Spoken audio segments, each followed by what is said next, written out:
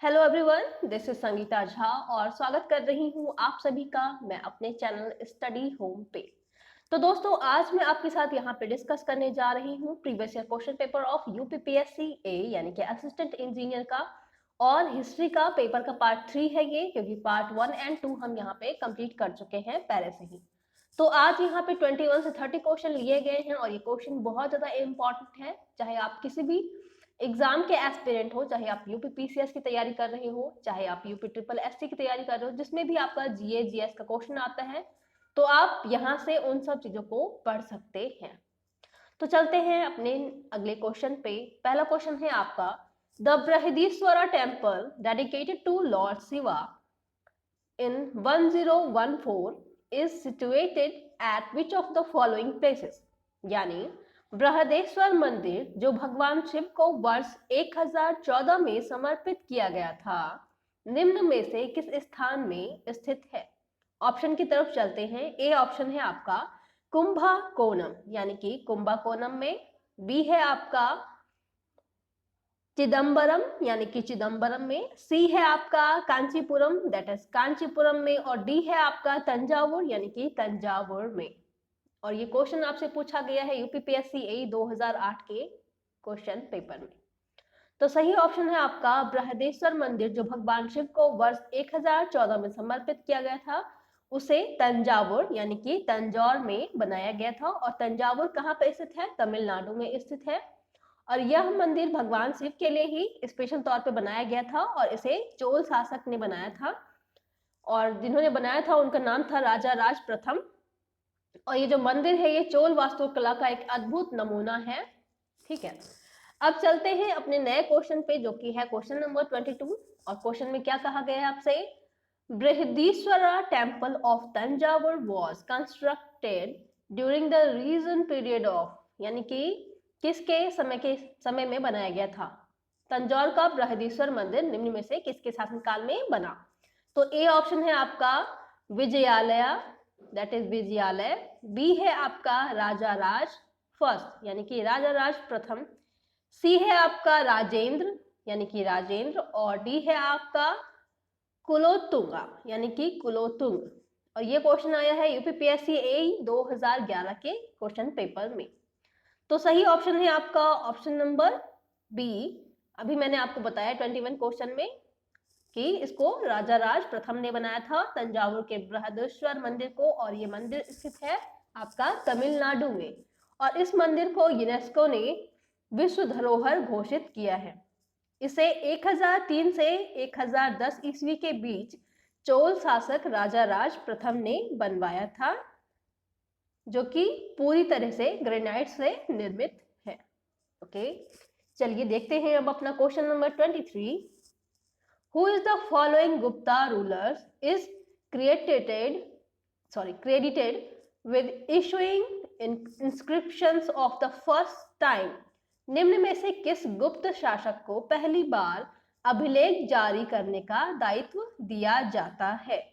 और ऑप्शन है आपका चंद्रगुप्त प्रथम यानी कि चंद्रगुप्त प्रथम, दूसरा है आपका समुद्रगुप्ता यानी कि समुद्रगुप्त, फिर है आपका चंद्रगुप्ता द्वितीय यानी कि चंद्रगुप्ता द्वितीय, एंड डी है आपका श्रीगुप्ता यानी कि श्रीगुप्त।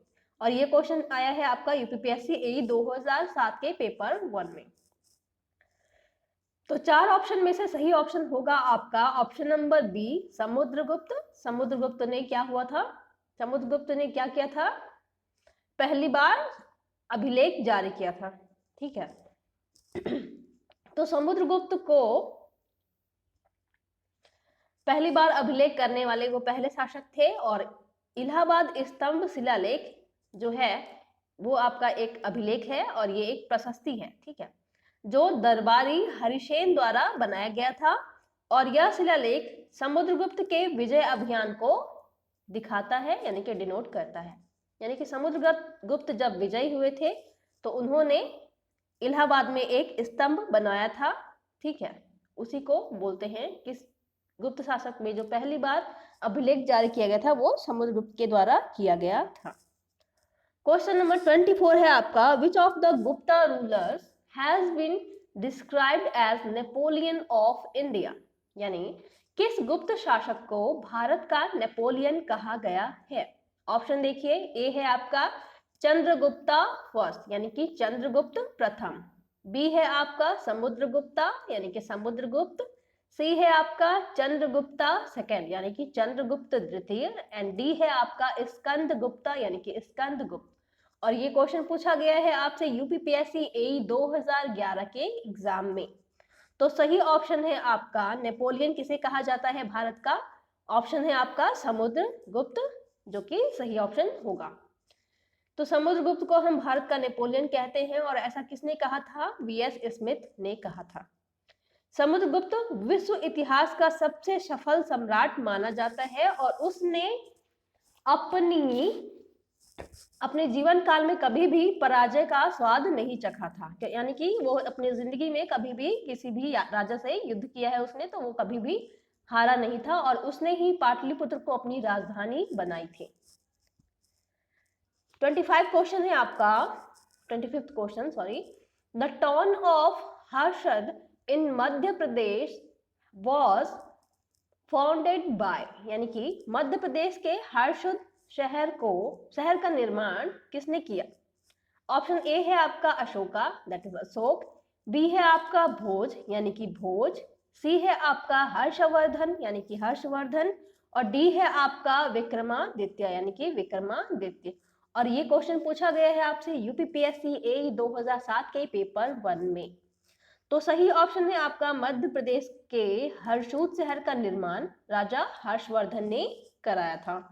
और हर्षूद है कहाँ पे दोस्तों? मध्य प्रदेश के खांडवा जिले में स्थित है। यह शहर 700 वर्ष से अधिक पुराना था, लेकिन जुलाई 2004 में जब इंदिरा सागर डैम का निर्माण किया गया था, तो ये जो शहर है आपका हर्षूद शहर, वो उसी डैम के नीचे डूब गया। और इसकी स्थापना जो थी वो हर्षवर्धन यानी कि ऑप्शन नंबर सी जो है वो सही है, तो हर्षवर्धन ने इसकी स्थापना की थी। अब ये शहर जो है वो मौजूद नहीं है क्योंकि ये इंदिरा डैम के नीचे दब गया। क्वेश्चन नंबर 26 है आपका, 2 great religious conferences were held by King Harshavardhan at, यानी कि सम्राट हर्षवर्धन ने 2 महान धार्मिक सम्मेलनों का आयोजन किया था। कहाँ पे किया था? तो ऑप्शन ए है आपका कन्नौज एंड प्रयाग, यानी कि कन्नौज तथा प्रयाग में, बी है आपका प्रयाग एंड थानेश्वर यानी कि प्रयाग तथा थानेश्वर में, सी है आपका थानेश्वर एंड वल्लभी यानी कि थानेश्वर तथा वल्लभी में, एंड डी है आपका वल्लभी एंड प्रयाग यानी कि वल्लभी तथा प्रयाग में। क्वेश्चन आया है आपका यूपीपीएससी एई 2008 के पेपर में। तो सम्राट हर्षवर्धन ने जो 2 महान धार्मिक सम्मेलनों का आयोजन किया था वो कन्नौज और प्रयाग में किया गया था, और इस सम्मेलन में चीनी यात्री वेनसांग भी उपस्थित था। हर्षवर्धन ने 3 नाटक को लिखा है, पहला है नागानंद, दूसरा है रत्नावली, और तीसरा है आपका प्रियदर्शिका। इसको भी आप याद कर लीजिएगा। तो उन्होंने 3 नाटकों की रचना की थी, किस किस की? नागानंद की, रत्नावली की और प्रियदर्शिका की। तो ये जो तीनों नाटक हैं वो संस्कृत साहित्य की अमूल्य निधियां हैं। इनके दरबारी कवि कौन थे? हर्षवर्धन के वाणभट्ट थे, और इन्होंने ही बाद में हर्षवर्धन की जीवनी, जिसको हम बोलते हैं हर्षचरित्र, उसकी रचना की थी। 27th क्वेश्चन है दोस्तों आपका, the paintings of Ajanta depicts stories of the, यानी कि अजंता की चित्रकारी निम्न में से किसकी कहानियों को दर्शाती है? ऑप्शन ए है आपका रामायण यानी कि रामायण की, बी है आपका महाभारता यानी कि महाभारत की, सी है आपका जातक यानी कि जातक की, एंड डी है आपका पंचतंत्र यानी कि पंचतंत्र की। और ये क्वेश्चन पूछा गया है आपसे यूपीपीएससी एई 2008 के पेपर में। तो सही ऑप्शन है अजंता की चित्रकारी जो है वो जातक की कहानी को दर्शाती है। ठीक है, और ये जो गुफा है आपका, ये गुफा स्थित है आपका कहाँ पे? ये गुफा स्थित है आपका महाराष्ट्र के औरंगाबाद जिले में, और इस गुफा में टोटल 29 गुफाएं हैं, यानी कि 29 गुफाओं का क्या है? ग्रुप है। और गुफा नंबर 16 जो है उसमें एक राजकुमारी जो है उनकी चित्र बनी हुई है जो कि मरणासन स्थिति में है। और यूनेस्को ने इसको 1983 ईस्वी में विश्व धरोहर स्थल घोषित किया था।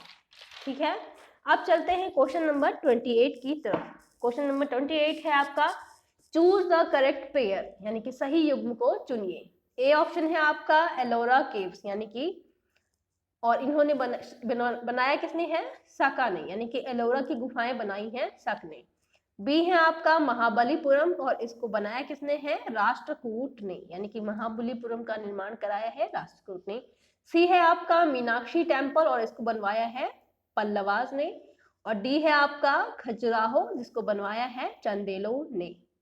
तो दोस्तों इसमें से आपको ढूंढना है कि क्या सही युग्म, तो सही युग्म है आपका ऑप्शन नंबर डी, जिसको चंदेलों ने खजुराहो का टेम्पल बनाया था। ठीक है, जब प्रतिहारों का पतन हुआ था तभी चंदेल वंश जो थे वो 9वीं शताब्दी में सत्ता में आए थे। और चंदेल वंश का जो स्वतंत्र शासक था वो था यशोवर्मन, जिसने अपनी वास्तुकला और कला के लिए बहुत ज्यादा ख्याति प्राप्त की थी। और इन्होंने अपनी राजधानी खजुराहो में कई मंदिरों का निर्माण करवाया। ठीक है, तो यशोवर्मन जो थे उन्होंने धंग एवं विद्याधर के शासन काल में क्रमशः लक्ष्मण मंदिर, विश्वनाथ एवं कंदारिया महादेव मंदिर का निर्माण कराया था। ओके अब चलते हैं क्वेश्चन नंबर 29 की तरफ, जो कि आपसे पूछा गया है Buddhist, Hindu and Jain rock cuts cave coexist eight, यानी कि बौद्ध, हिंदू एवं जैन शैलकृत गुफाएं एक साथ विद्यमान है, किस प्लेस पे विद्यमान है। तो ए ऑप्शन है आपका अजंता, दैट इज अजंता में। बी है आपका एलिफेंटा, यानी कि एलिफेंटा में। सी है आपका एलोरा, यानी कि एलोरा में। एंड डी है आपका कार्ले, दैट इज कार्ले में। क्वेश्चन आया है आपका यूपीपीएससी एई 2004 के क्वेश्चन पेपर में।